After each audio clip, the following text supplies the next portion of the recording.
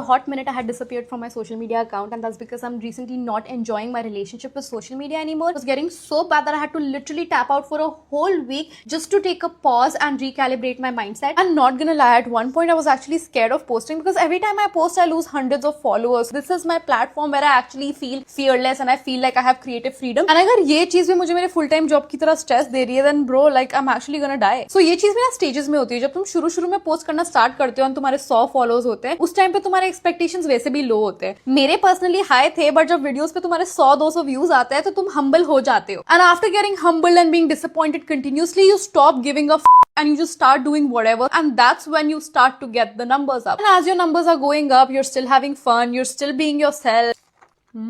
Then the first paid collaboration comes in, and at first it seems too good to be true, but when you actually get paid and you realize, oh my god, I can actually monetize this shit, something inside you shifts. And dhire dhire karke, as you start getting more paid deals, you learn to negotiate, and then you negotiate higher. At this point, you're already thinking about what's gonna perform better, what the algorithm's gonna like, what's gonna attract more brands. But it really is a trap, you know, because ये सब सोचने में तो तुम्हारी authenticity जाती ही जाती है, but सबसे ज्यादा authenticity तुम्हारी लूटते हैं brands. चाहे वो कितना भी बोल ले कि oh, we love your authentic voice and style and we just want you to create something original for us, साले झूठे, they just want you to be their puppet. Once you sign the contract, they're gonna मारो pamphlet on your face to read कि इस product में तो ये I can't. At first, I think we've all got this attitude कि साला हमें बिखाऊ समझाए क्या, हम तो नहीं करेंगे ये सब चीजें. But at some point, some brand is going to quote you a high enough number कि तुम बसंती की तरह कुत्तों के लिए नाचने भी लगोगे. जब तुम्हें ज्यादा पैसा दिखने लग जाता है, then you start thinking कि oh, maybe I could do this full time, and तुम्हारे ऐसे से ना अरमान बढ़ जाते हैं. You start chasing more followers, more engagement, more